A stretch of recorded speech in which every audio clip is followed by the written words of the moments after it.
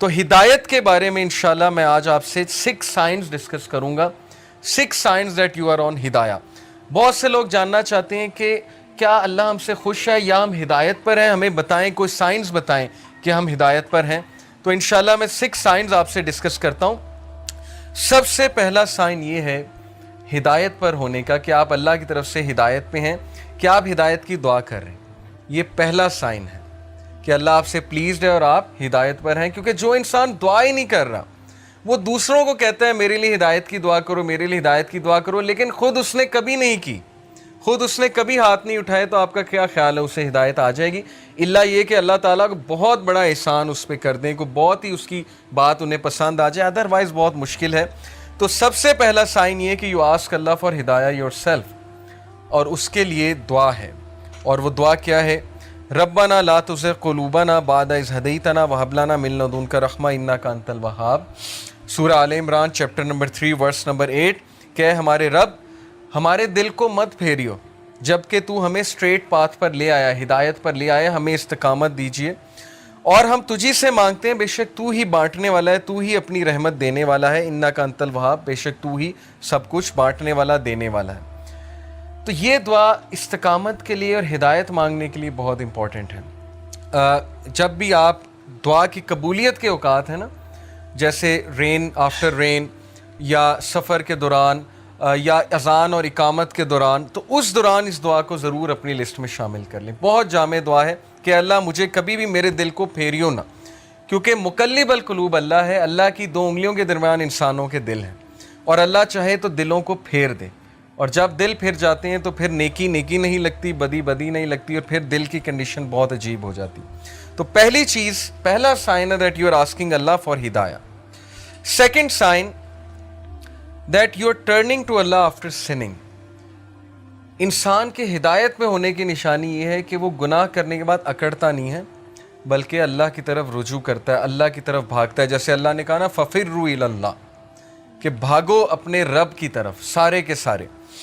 وہ آیت میں آپ کو سناتا ہوں, سورہ آل عمران کی ورس 135, وَالَّذِينَ إِذَا فَعَلُوا فَاحِشَةً أَوْ ظَلَمُوا أَنفُسَهُمْ ذَكَرُوا اللَّهَ وَالَّذِينَ إِذَا فَعَلُوا فَاحِشَةً when they commit an evil. جب یہ کوئی فحش کام کر بیٹھتے ہیں, کوئی گناہ کر بیٹھتے ہیں, اس سے ثابت ہوا کہ نیک لوگ سے بھی گناہ ہو جاتا ہے, ہر کوئی پھسل جاتا ہے. او ظلموا, اور ظلم کر بیٹھتے ہیں, انفسہم, اپنے نفس پہ, ذکر اللہ, اللہ کو یاد کرتے ہیں فوراً. اللہ کو یاد کرنے سے مراد یہ ہائے اللہ, یا او اللہ, یا کچھ بھی, مطلب ایک دم منہ سے نکل جاتا ہے نا, اللہ کے لیے آہ نکل جاتی ہے. یا گناہ جب کرتے ہیں ایک دم سے اللہ یاد آ جاتا ہے کہ یہ میں نے کیا کر دیا, صرف یاد آنا, ذکر اللہ, اللہ کو یاد کرتے ہیں. فاستغفروا لذنوبہم, اور اللہ سے معافی مانگتے ہیں, اللہ سے رجوع کرتے ہیں کہ اللہ مجھے بچا لے, میں تباہی کی طرف جا رہا ہوں, مجھے اس چیز سے سیو کر لے. اللہ کو یاد کیا, اللہ سے استغفار کیا. وَمَن يَغْفِرُ الذُّنُوبَ إِلَّا اللَّهُ, اور کون ہے جو گناہوں کو معاف کر دے سوائے اللہ کے؟ کوئی نہیں ہے جو اللہ کے علاوہ گناہوں کو معاف کر سکتا ہے.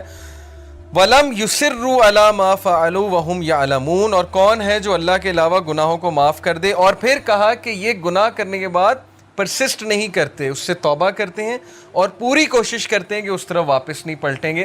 اسی لیے ٹرو ریپینٹنس کی کنڈیشن میں آپ کو بتاؤں, اسکالر کہتے ہیں کہ ٹرو ریپینٹنس یہ ہے, اگر آپ نے دیکھنا ہے نا کہ آپ کی توبہ قبول ہوئی ہے کہ نہیں ہوئی ہے, تو یہ دیکھیں کہ آپ اس گناہ سے بچ رہے ہیں کہ نہیں بچ رہے ہیں. تو گناہ سے توبہ یہ نہیں ہے کہ گناہ کیا اور پھر توبہ کی اور پھر گناہ کیا, یعنی پلان کر کے توبہ کی اور پلان کر کے گناہ کیا. یہ پلاننگ والا جو کام ہے یہ خطرناک ہے. باقی یہ کہ انسان پھسل جاتا ہے بار بار بھی, وہ بھی میں آپ کو ایک حدیث سناتا ہوں, بٹ کنڈیشن یہ ہے کہ سچے دل سے توبہ.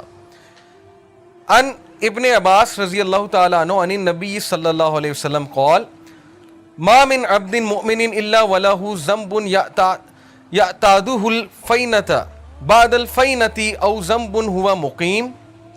ابن عباس رضی اللہ عنہ سے مروی ہے کہ نبی اکرم صلی اللہ علیہ وسلم نے فرمایا, there is no believing servant but that he has a sin he habitually commits from time to time.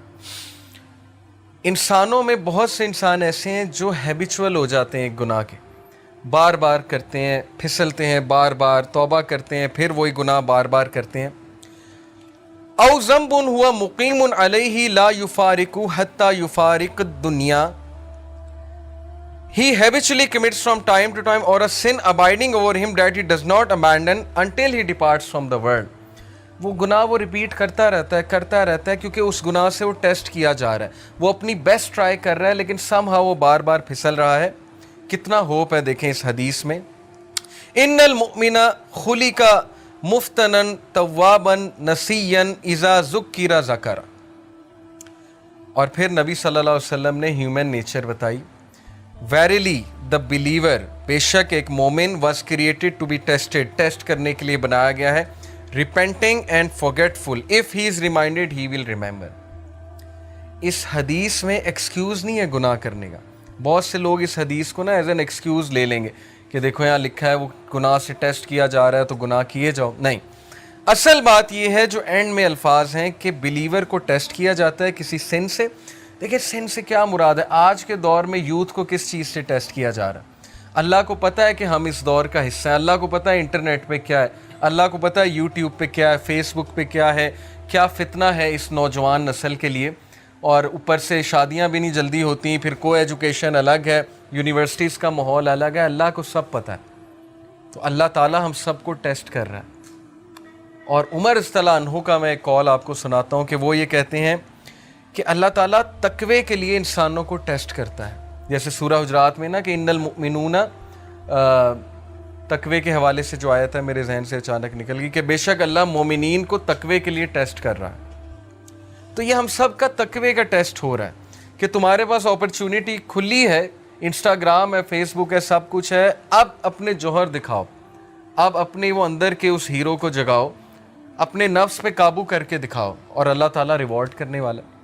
تو اس لیے بلیور جو ہے وہ ٹیسٹ کیا جاتا ہے. ہم میں سے ہر بندہ ٹیسٹ کیا جائے گا کسی ایڈکشن سے، کسی چیز سے، کسی سن سے. لیکن اللہ کو وہ پسند ہے جو ریپینٹ کرتا ہے، بار بار فورگیٹ کر جاتا ہے لیکن بار بار پلٹی کھاتا ہے. جھپٹنا پلٹنا، پلٹ کر جھپٹنا لہو گرم رکھنے کا ہے ایک بہانہ. تو پلٹتا ہے، بار بار جھپٹتا ہے، گرتا ہے پھر اٹھتا ہے، گرتا ہے پھر اٹھتا ہے. اپنے آپ کو ڈاؤن نہیں کرتا، گھٹنے نہیں ٹیکتا گناہ کے آگے، کھڑا ہوتا ہے، مقابلہ کرتا ہے. if he is reminded he will remember. اور اس کی ہدایت کی نشانی یہ کہ جب اسے ریمائنڈر دیا جائے وہ ریمائنڈر لیتا ہے، آکڑ نہیں دکھاتا آگے سے.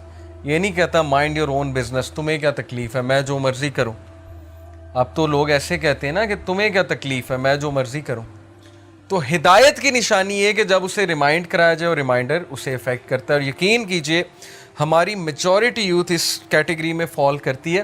ہم جج کر لیتے ہیں کسی کی ڈریسنگ سے. جیسے خواتین ہیں یونیورسٹی میں، آپ کو پتہ ہے ڈریسنگ کس طرح کی ہوتی ہے. ہم انہیں دیکھ کے جج کر لیتے ہیں کہ لو جی یہ تو ڈریسنگ ایسی ہے، لہٰذا یہ تو ویسے ہی جو ہے اسلام سے بہت دور ہے. کیا پتہ آپ انہیں ریمائنڈر دیں، کیا پتہ کوئی ایک حدیث سنائیں، کیا پتہ ویسے ہی انوائٹ کریں کسی حلقہ میں، وہ کہ اللہ رسول کی بات سنیں اور انہیں افیکٹ کر جائے اور ان کا دل تبدیل ہو جائے، چینج ہو جائے. اس لیے کبھی بھی جج کسی کو نہ کریں، ریمائنڈر دیں.